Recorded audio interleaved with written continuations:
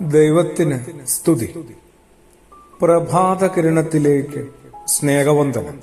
ഭാഗം 1617. ജൂൺ മാസം 4-ാം തീയതി 156-ാമത്തെ ദിവസത്തിലെത്തി. ഇങ്ങനെ മാതാപിതാക്കളോട് മാത്രം പറഞ്ഞുകൊണ്ടിരുന്നാൽ മതിയോ? പറഞ്ഞു തുടങ്ങിയപ്പോ നിർത്താനോ തീർക്കാനോ പറ്റാതെ വരുന്നു. ആരംഭത്തില് ആവർത്തിച്ചതുപോലെ ഒന്നും കൂടി പറയട്ടെ, ക്ഷമിക്കണം. ഇത് ഒരപ്പൻ എന്ന നിലയിൽ ഞാൻ എന്നോട് തന്നെ പറഞ്ഞുകൊണ്ടിരിക്കുന്ന കാര്യങ്ങളാണ്. പ്രയത്നമൊന്നും കൂടാതെ, പ്രാർത്ഥനയൊന്നും കൂടാതെയാണോ മക്കളെ കിട്ടിയത്? സാമാന്യ ബുദ്ധി കൊണ്ട് ആലോചിച്ചാല് അല്ലല്ലോ. ഏറെ ആഗ്രഹിച്ചു, ഏറെ പ്രാർത്ഥിച്ചു, ഒത്തിരി കാത്തിരുന്നു. പക്ഷെ കിട്ടിക്കഴിയുമ്പോ ഇതെല്ലാം നമുക്ക് അവകാശപ്പെട്ടതാണ്, ഇതിലും കൂടുതൽ അവകാശപ്പെട്ടതായിരുന്നു എന്നൊരു ഭാവവും കൂടി വന്ന് നിറയുന്നുണ്ടോ? അപ്പനാവുക, അമ്മയാവുക തമ്പുരാന്റെ തീരുമാനവും ദാനവുമാണ്. നമ്മൾക്കതിനകത്ത് വലിയ തെരഞ്ഞെടുപ്പിന് ഒരു സാധ്യതയില്ല, ഒരു സ്പേസ് ഇല്ല കാര്യത്തില്. അതുകൊണ്ട് തന്നെ ദൈവം തന്നതല്ലേ കുഞ്ഞുങ്ങളെ, മക്കളെ.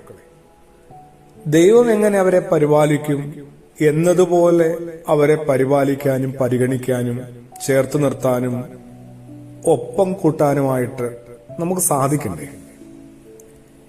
എന്റെ ജീവിതത്തിലെ മോഹങ്ങളെക്കാൾ കൂടുതൽ കുറെ മോഹഭംഗങ്ങളുണ്ടാവും.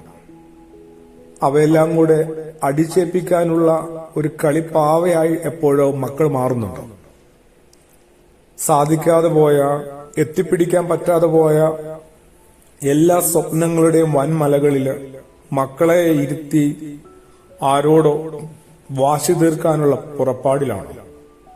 എല്ലാവരും ഒരു പോരാട്ടത്തിലാന്ന് തോന്നുന്നു. എന്തിനാണ്? പേരന്റിംഗ് ആണ്, മക്കളെ വളർത്തുന്നില്ല. ഇത്രക്കൊക്കെ മത്സരബോധം മക്കളുടെ ഉള്ളിലേക്ക് എന്തിനാണ് മാതാപിതാക്കൾ കൊടുക്കുന്നത്?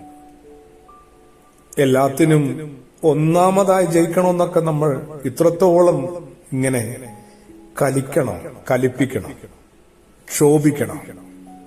എല്ലാവരും ഒന്നാമതായി കഴിഞ്ഞാല് ഈ ഒന്നാം സ്ഥാനത്തിന് എന്തെങ്കിലും വിലയുണ്ടോ? സമകാലിക നമ്മുടെ കേരള വിദ്യാഭ്യാസത്തിന്റെ പശ്ചാത്തലം പരിശോധിച്ചാല് ഏതാണ്ട് 100% വിജയം എന്നൊക്കെ പറഞ്ഞ് അഭിമാനിക്കുമ്പോ നമ്മൾ തന്നെ പതിയെ പറയുന്നുണ്ട്, ഇല്ല, ഒന്നിനും കൊള്ളാത്തവരാ, ഒന്നിനും ഒരു പ്രാപ്തി നേടാത്തവരാ എന്നതുപോലെ. ഇങ്ങനെ എല്ലാത്തിനും ഫുൾ A+ എന്നൊക്കെ പറഞ്ഞ് അധിക സമ്മർദ്ദം കുഞ്ഞുങ്ങളിലേക്ക് അടിച്ചേൽപ്പിക്കാതിരിക്കുക. നീ ഒരു മനുഷ്യനാവുക എന്നുള്ളതിനാണ് പ്രാധാന്യം കൊടുക്കേണ്ടത്.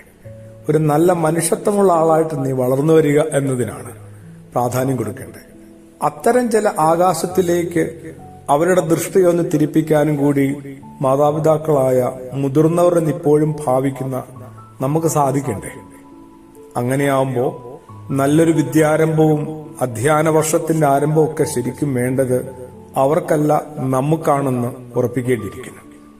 നമ്മളും ചിലതൊക്കെ ഒന്ന് കുറിച്ചിട്ടും വായിച്ചു പഠിച്ചും പരിശീലിച്ചും വളരേണ്ടിയിരിക്കുന്നു, വരേണ്ടിയിരിക്കുന്നു. പ്രാർത്ഥനയോടുകൂടി. ആമേൻ.